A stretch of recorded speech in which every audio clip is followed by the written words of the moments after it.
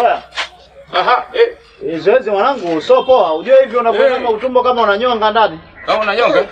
Sasa mimi nilikuwa na wazo moja washikaji. Ndio. Hii kuinama ni kama utumbo unakata nyonga. Poleni sana. Yaani naona kabisa utumbo na nani unaungana na ini. Sasa mimi nataka tufanye kitu kimoja. Twendeni homu tukale ugali. Mimi kwa mama kule siwezi kwenda bwana. Mama yako mimi atakuja kunizingua bure. Kwa nini? Mwanangu tuwe tukale mwanangu. Njaa zinauma. Wewe uko na mimi, mama hawezi kukataa uko na mimi ndo nitaongea na wewe niachie mimi. Swala la ugali niachie mimi. Sawa, haina shida, haina shida. Masela nini tuzetuni. Ninapowasoga kama ng'ombe wanainama watoto watu hao. Ehe!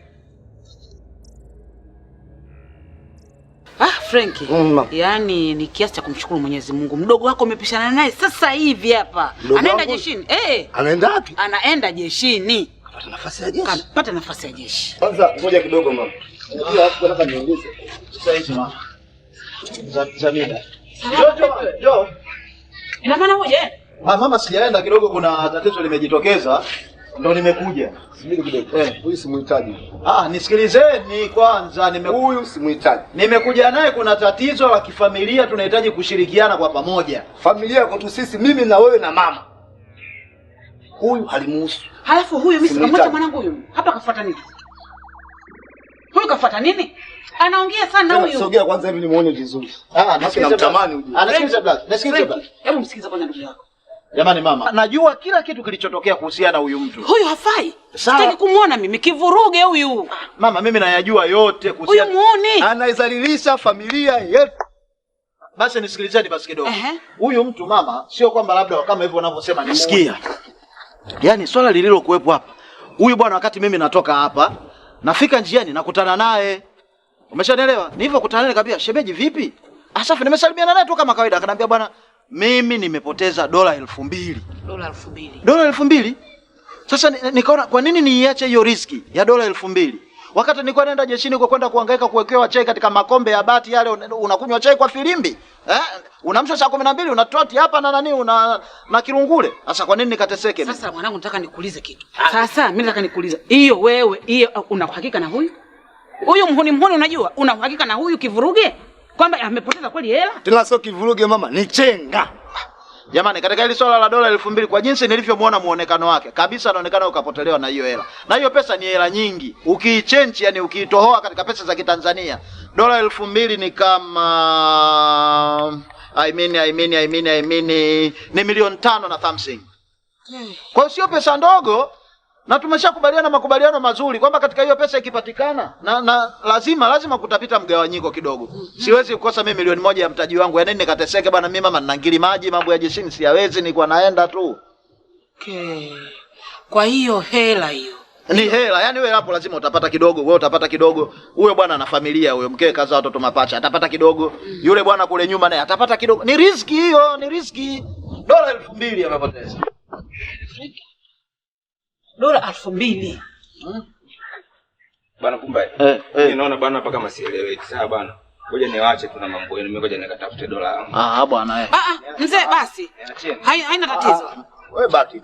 Hapana, wewe tulia, kaa tu hapo. Hivi bwana mdogo, zile dola ndio zile za paki yao zile maiweza anazionyeshaga zile. Ndio hizo. Sio za paki yao, dola za Kimarekani, za paki yao. Dola za Kimarekani kabisa zile zinazokaaga kwenye kikombe. Kinachotakiwa ni sisi kuungana katika kipindi kigumu hiki tuweze kushirikiana, tuweze kuipata hiyo pesa. Kwa hiyo na maana hiyo dola 2000 imepotea. Imepotea. Kwa hiyo haijapatikana. Mpaka sasa hivi ingepatikana tungesikia katika vyombo vya habari zile zina alarm, kuna sehemu ukibonyeza unasikia kwa dola. Hata hizi hela za kawaida kwa pembeni hapa kuna namba unaingiza. Pesa inapotea vipi bwana? Namba zipo mle kwa sababu kuna namba huko mwanzo unaziingiza huku. Unaziingiza zile afu katikati hapa kuna kitu unaweka unamalizia na hizo namba zenyewe. Alafu inakuwa inatumika. Yaani kwa sababu kama mtu akiokota ile hela jinsi ilivyokuwa Kimarekani, akitia tu mfukoni, wewe huko katika simu yako lazima iingie message. Utasikia kabisa ile message ya WhatsApp. Kama ipo au sio bwana? Kwa hiyo hiyo maana yake haina sekunde wala dakika. Ndio huo. Au kama kuna uwezekano tukope hata kalaki hapa tukapige bia kwanza. Sawa tu, haina shida tukipata hiyo laki tukienda kupiga bia. Kwa sababu sisi tunakuwa na akili nyingi na mimi nikipiga bia ndo nakuwa naona mbali. Pumba. Wakwe. Mimi naona mbali sasa. Anyway, mama, hebu hangaikia hilo pia la vibe. Haina tatizo.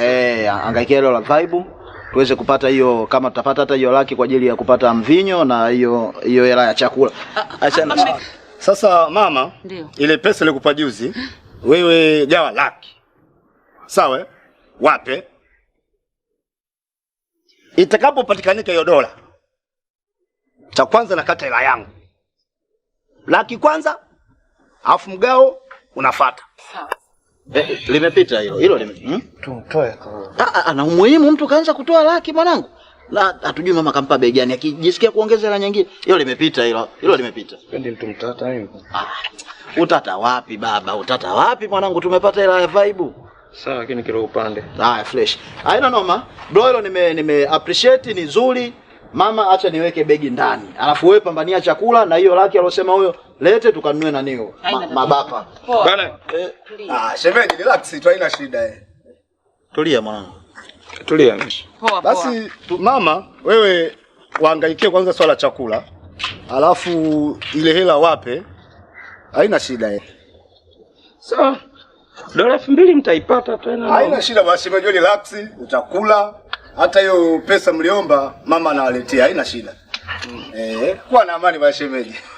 Tusitumie nguvu, tutafute taratibu. Haina shida.